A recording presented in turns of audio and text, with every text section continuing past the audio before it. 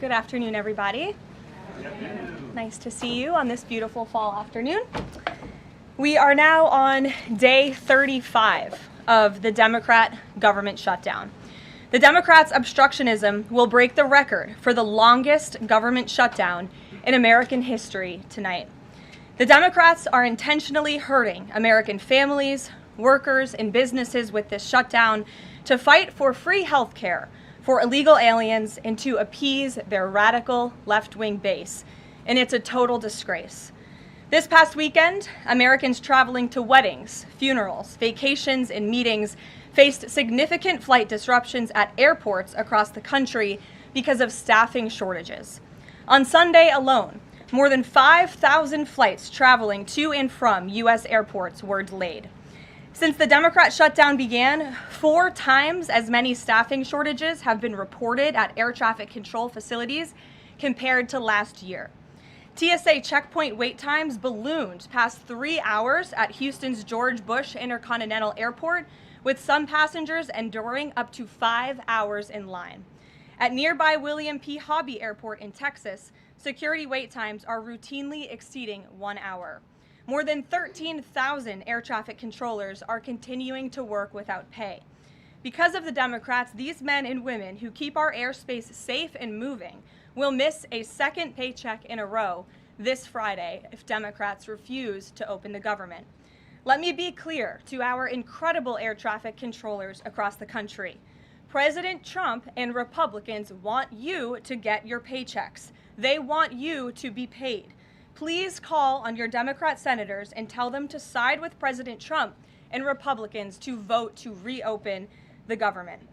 Our nation's 4 largest airlines, United, Delta, American, and Southwest, have now all endorsed the Republican, nonpartisan, clean funding bill to end the government shutdown.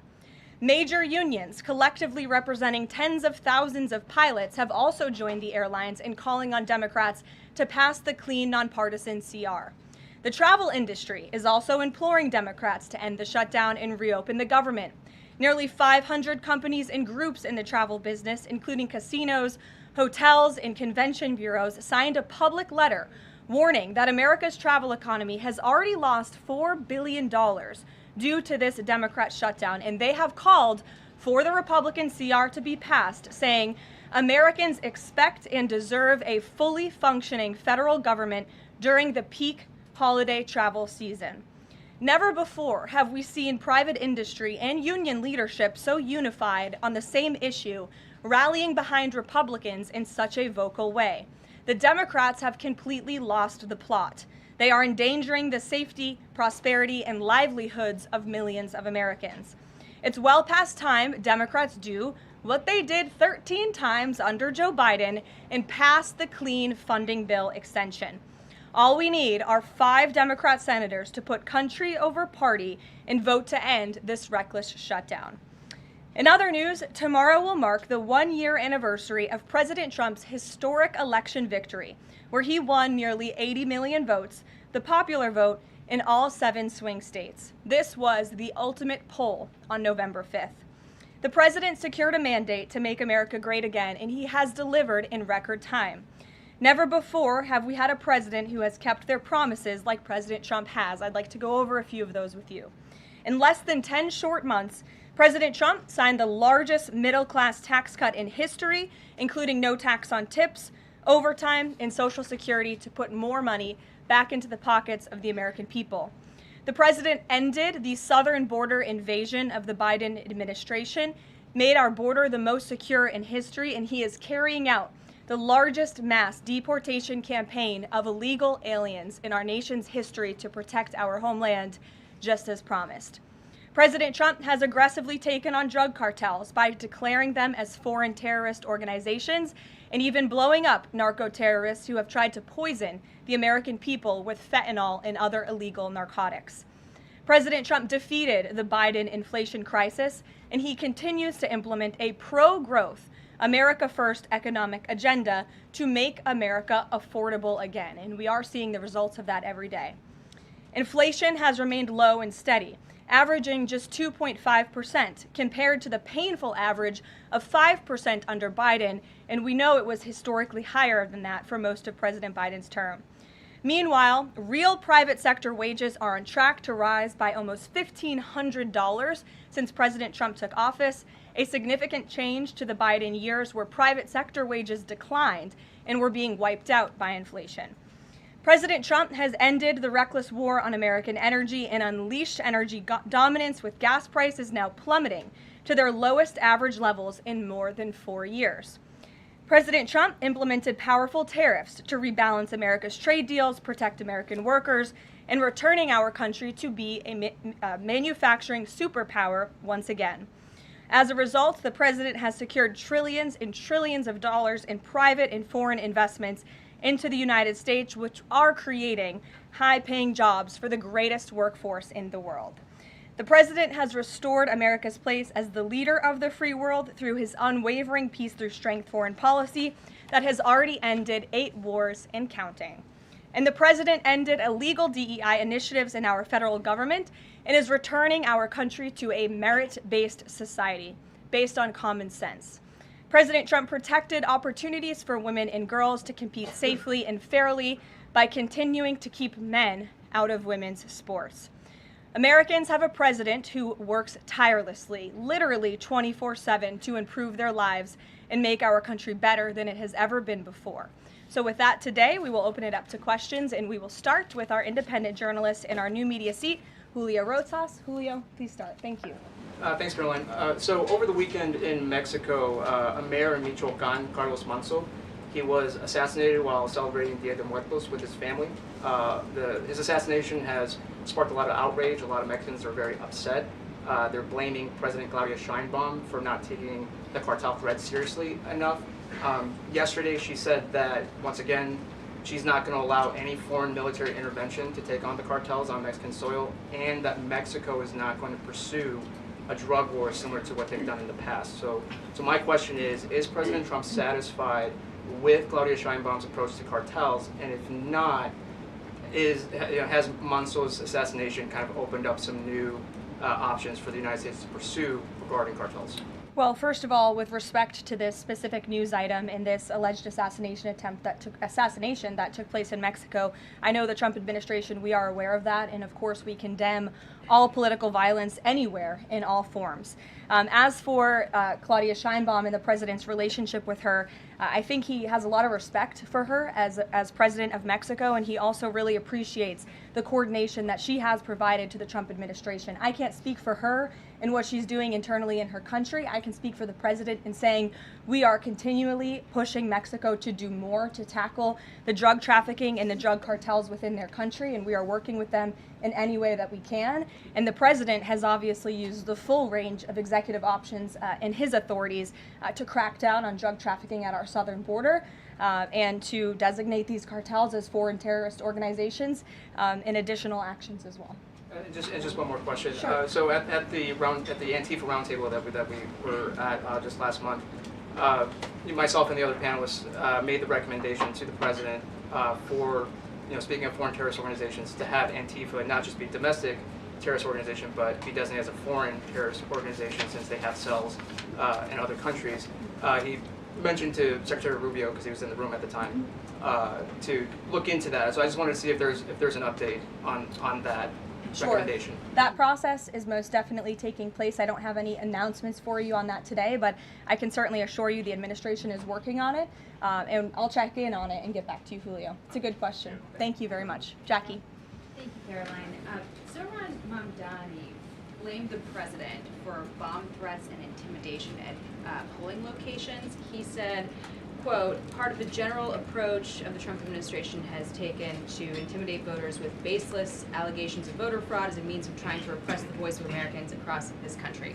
I want to give you a chance to respond to that. Yeah, I saw those comments from Mamdani. I think they are completely irresponsible, and they are based on zero evidence. And I think this is just another example of how the Democrat Party unfortunately stands for nothing. All they stand against is President Donald Trump. And I think it's quite sad to see that we have someone at the top of the ticket on an election day today saying such things about the president when he obviously had absolutely nothing to do with those threats. And On the shutdown, Democrats have been pretty quiet about the president's push for the nuclear option, terminating the filibuster.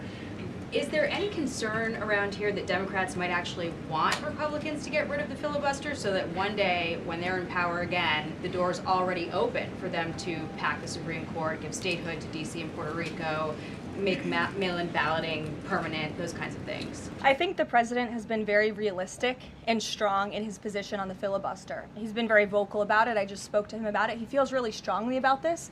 Republicans need to play tough and they need to play smart. That's how the president feels. And we know that Democrats, if they are ever given a chance at power again in this city, they will absolutely take away the filibuster from the United States Senate. In fact, you had 49 Democrats who already voted to do this before. The only reason it did not move forward was because you had 2 Democrats who are no longer in office because they were run out of town by the far left radical base of their party. And so President Trump is quite clear on this. He wants to see Republicans move as many good pieces of legislation for our country forward in the next 3 years of his administration as they possibly can, and the filibuster is one means to doing that. You talked to Johnson and Thune about it. I know that they had both voiced some opposition. Have there been any conversations with them? He has. He's made his position to them very clear, both publicly and privately. Ouija. Can you help clear up some confusion about SNAP benefits? Because Sure. the president just posted that they will only be given out when the radical left Democrats open the government and not before. Mm-hmm. But just yesterday, the administration said it would comply with a court order to expend the full amount of SNAP contingency funds by end of business day yesterday. So did the administration distribute that money or defy that court order? No, the administration is fully complying with the court order. I just spoke to the president about it. The recipients of these SNAP benefits need to understand it's going to take some time to receive this money because the Democrats have forced the administration into a very untenable position. We are digging into a contingency fund that is supposed to be for emergencies, catastrophes, for war. And the president does not want to have to tap into this fund in the future, and that's what he was referring to in his Truth Social post. So the Department of Agriculture, as for the latest SNAP payment in the judge's order, put out guidance to states today on how to get that money to the recipients of SNAP. But it's going to take some time. The best way to get the full amount of SNAP benefits to those beneficiaries is for Democrats to reopen the government. So to anyone who is a SNAP beneficiary at home who needs that assistance, and the president was just saying, this is for people who are truly needy, who need food, who need this assistance from the United States government. Democrats are holding it up and making it difficult for the administration to get those payments out the door. So if you are at home and you want your SNAP benefits, call the Democrats and tell them to reopen the government. Blocking that contingency fund for the future if this shutdown lingers on? Look, the president does not want to have to continue to dip into a contingency fund that doesn't even have enough money, by the way, to fund the full program. It takes $9 billion to get the full scale of the benefits out the door. This contingency fund only has about $5 billion in it. So again, Democrats need to reopen the government so we can get these benefits out the door for people who truly need them. Kate. Thanks. The president suggested that if Mamdani wins, that he would cut federal funding to New York. How much funding would be impacted? What would be impacted there? Well, look, we won't get ahead of the election results, nor will I speak to what the president may do in the future. We'll see how tonight goes, and then I'll let him speak on it further. And why did the administration exclude Democratic lawmakers? Last week there was a briefing about U.S. strikes on alleged drug trafficking votes. Why were those Democrats excluded? The administration has briefed Congress on these matters 8 separate times, and Democrats have been included in those briefings. In fact, I know that Secretary Rubio will be on Capitol Hill tomorrow to brief the Gang of 12, which includes Democrats as well. So the president's made it very clear, if senators want to understand the administration's operations against narco drug traffickers, we are very happy to speak with them about that, and we will continue to do so. But we've been incredibly transparent. As I said, there's been 8 briefings on this topic, with the 9th coming tomorrow. Rachel. Thanks, Caroline. There's been some reporting out there about the possibility of furloughed workers not getting back pay. We know that the president signed that bill into law in his first term. Does the administration guarantee that all furloughed workers will get back pay? This is something we are very much open to discussing with Democrats as part of the discussions about the continuing resolution to keep the government open, and it's something that Republicans are talking with Democrats about right now. I won't get ahead of those negotiations or discussions. That's a possibility that may not happen, even though it's law. I just said Republicans in the White House are very much open to discussing this with Democrats. And then just one last question. As this government shutdown now drags on, about to make history as the longest government shutdown in American history, can you talk about what the president is personally doing to try to see an end to this? He's pushing Republicans to keep voting and to keep opening up the Senate floor to vote for the clean continuing resolution. He had the Senate Majority Leader and the House Caucus Leader, Hakeem Jeffries, here at the White House to talk about this in the very early stages, to give them a chance to come to their senses and avoid this entire government shutdown at the very beginning. And they chose not to. And I think it's been very clear to everyone in this room and to everyone across the country that the Democrats are playing partisan politics with our United States federal government. And all Republicans have wanted to do for the last 35 days is reopen the government. That has been the president's position since day one. It is his position today on day 35. And all we need are 5 common sense Democrats with have a little bit of courage and come to the table and vote with Republicans. I saw Senator John Fetterman on television last night saying that he hopes more folks in his party will step up. And we certainly agree with him on that point. Sure. Karoline, the president posted on Truth Social that the voting underway in California is, quote, rigged. What evidence does he have of that, and what does it mean that mail-in ballots in that state are under legal and criminal review? By whom and why? And also, in this vein, does the White House still plan to issue an executive order banning mail-in voting, and what legal authority do you have to do that? The White House is working on an executive order to strengthen our elections in this country and to ensure that there cannot be blatant fraud, as we've seen in California with their universal mail-in voting system. It's absolutely true that there's fraud in California's elections. It's just a fact. It is just a fact. They have a universal mail-in voting system, which we know is ripe for fraud. And if you want to deny that, I'm happy to provide you all of the evidence for it. I'd be glad to send that to you after this briefing. Rigged. Fraudulent ballots that are being mailed in the names of other people, in the names of illegal aliens who shouldn't be voting in American elections. There's countless examples, and we'd be happy to provide them. As for executive action the White House is taking, yes, we are looking into that. And like any executive order, of course, any executive order the president signs is within his full executive authority and within the confines of the law. Stephen. Thank you, Caroline. I've got 2 questions I'd like to ask you about New York, but first I'd like to ask you about breaking news from the Attorney General.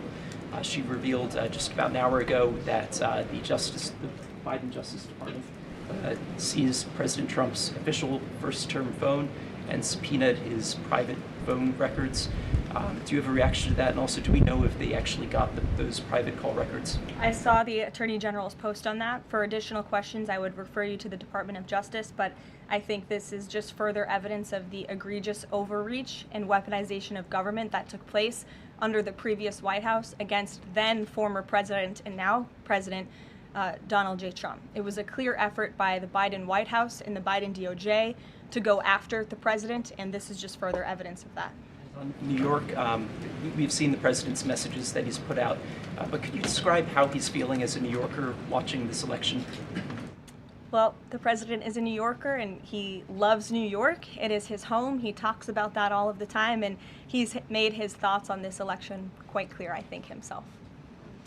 In the back, yes, go ahead. Thank you. Over the weekend, there were reports. I was going to you in the green, but go ahead and then you can have your question. Thank you. Over the weekend, there were reports that President Trump was due to host President of Syria, Ahmed al-Sharia, on Monday. Do you have any preview for that meeting?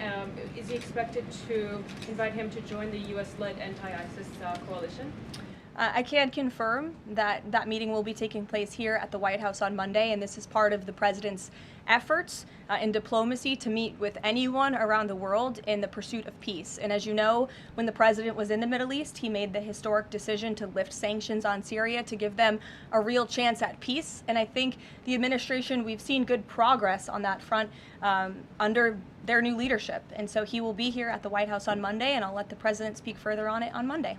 Yes, go ahead. Thank you, Caroline. I was just curious, you had mentioned there that President Trump, as we know, has been speaking with Republican leaders in Congress about reopening the government. Is he involved in any other negotiations, and is he prepared to sign something if a deal does come out by the end of this week? On top of that, with SNAP benefits, does he have any authorities or considering any authority there to release more funds to help people who are desperately needing these benefits? So look, I think I've already answered the question on SNAP. We're complying with the court's order and we're getting that partial payment out the door as much as we can and as quickly as we can, but it's going to take some time because again, this is a prorated payment that we're tapping into a contingency fund for. The best way to get those payments out the door is for Democrats to reopen the government. But yes, the president is in constant communication with his friends on Capitol Hill. They know, they call, he answers, he picks up the phone. He's a very transparent president in that way. And as soon as the Democrats pass the clean continuing resolution, President Trump will be here to sign it. Michael. Thank you, Caroline. President Trump has threatened to go into Nigeria guns a-blazing if Nigeria's government does not stop the killing of Christians in that country. Has the White House heard back from Nigeria's government on this threat? As the president stated, Michael, if the Nigerian government continues to allow the killing of Christians, the United States will immediately stop all aid and assistance to Nigeria and may take action to wipe out the Islamic terrorists who are committing these horrible atrocities, especially against innocent women and children. I don't have any further announcements on that for you today, but I can assure you the President of the United States is watching this situation unfold very closely, as is our Secretary of State, Marco Rubio. Caroline, President Trump has endorsed Andrew Cuomo in New York City's mayoral race. He has not by name endorsed Winsome Sears in Virginia's gubernatorial race. Why is that? Look, as you know from this podium, I'm quite limited in what I can say with regards to ongoing political elections. I think the president has spoken for himself and what he wants to see take place in these elections today. Lalit. Thank you. I would like to ask you about India-US relationship. What is President's thoughts on the future of India-US relationship? I'm sorry, Lalit, can you repeat that? What is President's thoughts on future of India-US relationship? I think he feels very positive and strongly about it. As you know, he recently, a few weeks back, spoke to Prime Minister directly when he celebrated in the Oval Office Diwali with many high-ranking Indian American officials here at the White House. We have a great U.S. ambassador to India in Mr. Sergio Gore, who will represent our country very well. And the president and his trade team continue to be in very serious discussions with India with respect to that topic. So I know the president has great respect for Prime Minister Modi, and they speak pretty frequently. Thank you. Hi, yes. The air traffic controller crisis ongoing. Secretary Duffy said he will now start to cancel and ground flights next week to maintain safety. Should people fly next week given this new information, and is the administration encouraging people to stop flying altogether and look at alternative transportation modes? The administration is encouraging Democrats to reopen the federal government so this chaos and disruption to our air traffic control system in the United States of America stops. It is ridiculous that we have even gotten to this place and that the Democrats have continued to shut down the government with 35 days, our air traffic controllers continuing to work unpaid, every single major airline in our country coming out and begging the Democrats to please reopen the government. And you had a Democrat staffer who was quoted, I believe in Politico a few weeks back, saying, short of planes falling out of the sky, we are not going to reopen the government. That is a reckless and dangerous statement from someone who didn't want to put their name on that statement, but we know it came from the Democrat Party. And I think we're very clear. We want to reopen the government so we can resume travel in the safest and most efficient way possible, especially as we head into the busiest travel season of the month.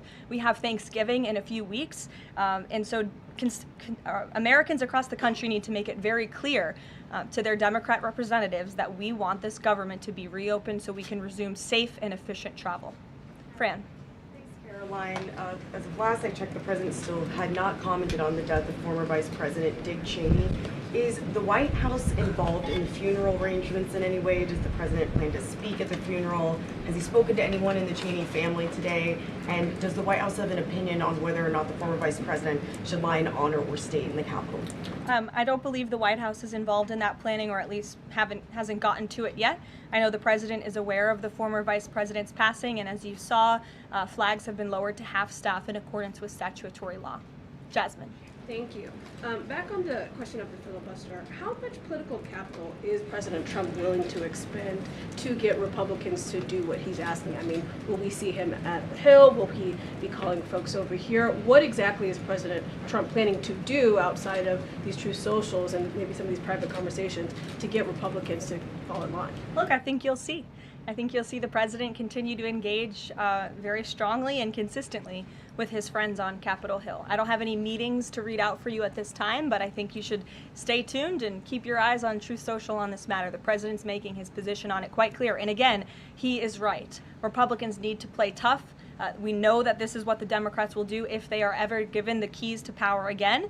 And he wants to pass as many good pieces of legislation as we possibly can for our country and for our people. That includes election integrity reforms. It includes additional tax policy. It includes, fixing our immigration system further in ways that only Congress can.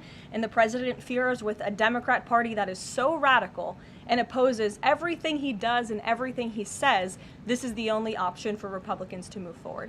Karen. In a second question, President Trump said to CBS in the 60 Minutes interview that he did not know the Binance founder, which he pardoned. What exactly did he mean for that? I know it caused. He means he does not know him personally. He means he does not have a personal relationship with this individual. And when it comes to pardons, the White House takes them with the utmost seriousness, and the president understands the responsibility that he has as president to issue clemency and issue pardons to individuals who are seeking that. That's why we have a very thorough review process here that moves with the Department of Justice and the White House counsel's office. There's a whole team of qualified lawyers who look at every single pardon request that ultimately make their way up to the President of the United States. He's the ultimate final decision maker. And he was very clear when he came into office that he was most interested in looking at pardoning individuals who were abused and used by the Biden Department of Justice and were over-prosecuted by a weaponized DOJ. And the individual you're referring to, that was certainly the case. Even the judge in his case said that the sentencing that the Biden administration was asking for was egregious and went too far. And so the president is correcting that wrong, and he has officially ended the Biden administration's war on the cryptocurrency industry, and I think that's the message he sent with this pardon. Karen, yes. Back on the issue of back pay for furloughed workers, you said that the White House is open to discussing that with Democrats, but what would that discussion even be? There was a law, the president signed it in 2019. What could a discussion look like? Why is that even open for discussion? Look, Karen, as I said, Republicans are talking about that with Democrats right now, and I don't want to get in the middle of those sensitive conversations. But as we've complied with the SNAP order, the White House, the administration is always going to comply with the laws. We're always going to comply with the ruling of judges across the country. But the Republicans are discussing this matter with Democrats right now. Why would there even be a consideration of not paying those workers? Tom Dempsey with News Nation. Big day in the Supreme Court tomorrow with President Trump's tariff policy facing a legal challenge. What's at stake with that case? And if the Supreme Court rules against the Trump administration, what is Plan B for trade policy? I'll tell you, the White House is always preparing for Plan B. It would be imprudent of the president's advisors not to prepare for such a situation. With that said, we are 100% confident in the president and his team's legal argument in the merits of the law in this case, and we remain optimistic that the Supreme Court is going to do the right thing. The importance of this case cannot be overstated. The president must have the emergency authority to utilize tariffs. Look at what President Trump has been able to do with the leverage and the power of tariffs. He's been able to sign peace deals all over the world and end global conflicts and literally save lives. He's been able to bring in trillions of dollars of investments into our country. In fact, this year alone, we are going to cut the deficit by $600 billion, namely because of the president's effective use of tariffs. And the president strongly believes that economic security is a matter of national security, and tariffs have a lot to do with that. And this case is not just about President Trump. It's about the use of this emergency authorization for tariffs for future presidents and administrations to come, and we're confident and hopeful that the Supreme Court will do the right thing. Kristen. Why did President Trump get an MRI during his recent visit to Wall Street? Look, as President Trump said, he would inquire with the physicians. I'll check back on that. But as the physical itself stated, Kristen, and as you all know because you were all witness to it, every single day. The president is in optimal physical health. This was a follow-up appointment, and we provided a detailed readout of that physical. I'm happy to give it to you again, and I can inquire further. With all due respect, an MRI is a very specific procedure. It's done on a part of the body looking for something specific, so it's not generally part of any kind of routine checkup. And in addition, President Trump has said that he wants to be transparent. He told us to ask the doctors, which we have and have not heard back. Why don't we have more information on this? As I said, I'll check back for you. Go ahead. Caroline, can you update us on the mediation efforts this administration is leading in Sudan, trying to achieve a ceasefire there? Sure, yes. The United States is actively engaged in efforts to bring about a peaceful resolution to the terrible conflict in Sudan. We remain committed to working with our international partners, including Quad members, Egypt, Saudi Arabia, the UAE, as well as others, to lead a negotiated peace process that addresses both the immediate humanitarian crisis and the longer-term political challenges. I actually spoke with Secretary Rubio about this morning, as of course there's been, kind of an uptick in recent reporting on the matter, and he assured me that the administration is very much engaged. We're in pretty frequent communication with those Arab partners that I just mentioned, and we want to see this conflict come to a peaceful end, just as we have with so many others, but the reality is it's a very complicated situation on the ground right now. Yes. Hi, yes.